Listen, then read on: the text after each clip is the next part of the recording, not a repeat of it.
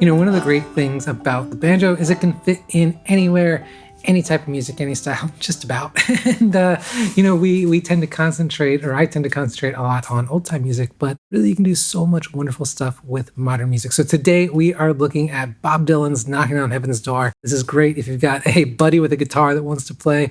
I'll give you a great part to play with that, and it really gives us a chance to work on things like rhythm, syncopation, and we can kind of steal some tricks from our guitar playing friends, right? So let's get into it. So I'm going to give you a few different options here for playing, from beginner to a little more advanced. However, like if you're just getting started with the banjo, I highly recommend you check out my totally free quick start guide. It's like a 30-minute video course where we go over the basics. I'll get you playing your first chords, your first song. We'll look at that clawhammer motion in depth, and that'll really set you up for success. So go check that out. All right, so we are in open G tuning here. That's G, D, G, B, D.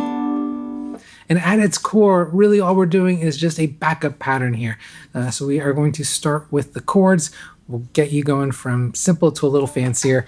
The first three chords you probably already know, but because this is a more modern song, sometimes you'll find some extra chords in there, and this does have a chord you may not have encountered before. But first we've got that G, the C, and the D. If you're not sure how to play those, I'll link a video right up there. It's like 1 minute long. It'll teach you those chords in a little more detail. Then for this one, we've got an extra chord, and that's the A minor chord. This is a 4-finger chord. It might take you a little bit to get the hang of this, but it is a really nice sounding chord. So to play the A minor chord, all you're gonna do is you're gonna take your middle finger and put that on the 2nd fret of the 4th string. You're gonna take your ring finger and put that on the 2nd fret of the 3rd string. Your index finger goes on the 1st fret of the 2nd string, and your pinky, I know pinky, sorry, is going to go on the 2nd fret of the 1st string. And make sure if you play those strings individually, they all ring out nice and clear. If that is really tough for you, you can cheat just a little bit here by just playing 1st, 2nd, and 3rd string and just avoiding that 4th when you strum. So I want you to get really comfortable with these chord changes. So play it with me. We're just gonna do a simple bum diddy pattern. We're just gonna bounce between like the 3rd and 4th strings, and we'll play it nice and slow, and I'll call out the chord changes as we go. This is actually a really simple song. We just repeat the same 8 measure chord pattern through the whole thing. Okay, so we're gonna start on the G chord. 1, 2, 3, 4.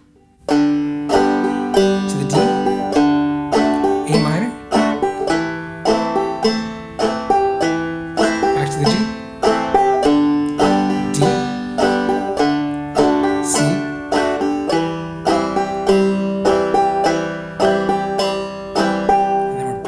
to that G. Again, feel free to rewind the video and practice that a few times if you need to. And really what I just played is kind of like the first level to this backup pattern, right? Like there's nothing wrong with just sort of accompanying it with just that basic bum diddy strum. You can spice it up a little bit by just kind of bouncing between the 3rd and 4th strings as it makes sense to you as you listen to the song. So it might be something like this.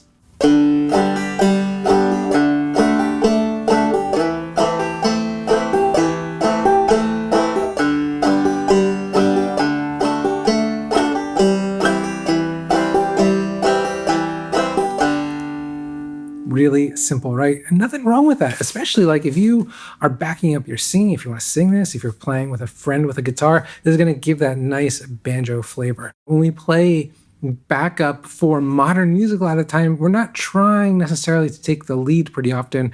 We're sort of trying to just give a nice kind of banjo-y sheen to everything. That is kind of the goal a lot of the times.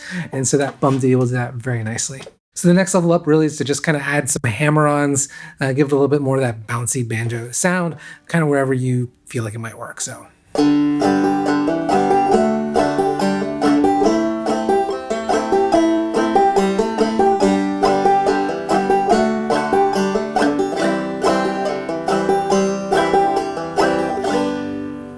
What I'm really doing, I'm fretting that whole chord there.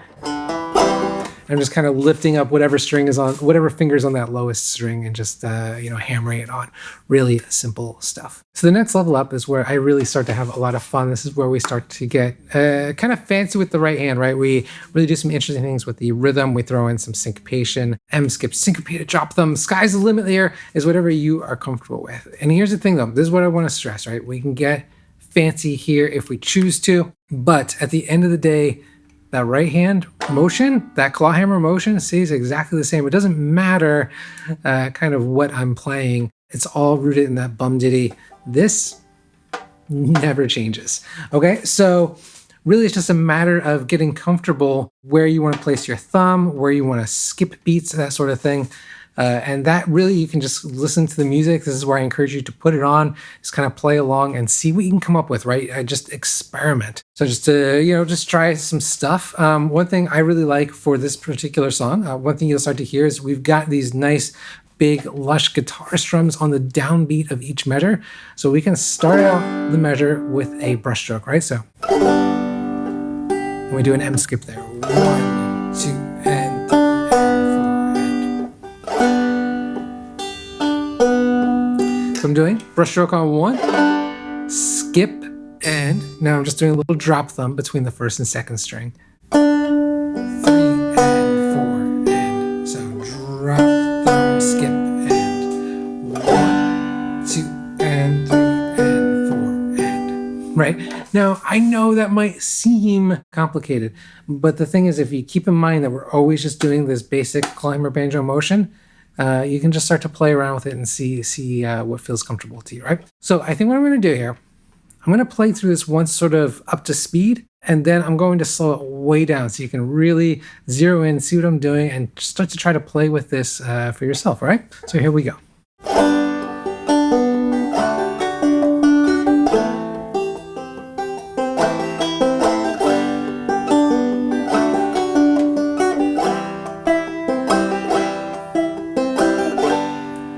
Let's play that super slow, okay? I'll even count it out the first time, then I'll play it through without counting. 1, 2, and 3, and 4, and 1, and 2, and 3, and 4, and 1, 2, and 3, and 4, and 1, and 2, and 3, and 4, and 1, 2, and 3, and 4, and 1, and 2, and 3, and 4, and 1, 2, and 3, and 4, and 1, 2, and 3, and 4, and 1. All right, let's play that without me counting. I'll shut up and just play.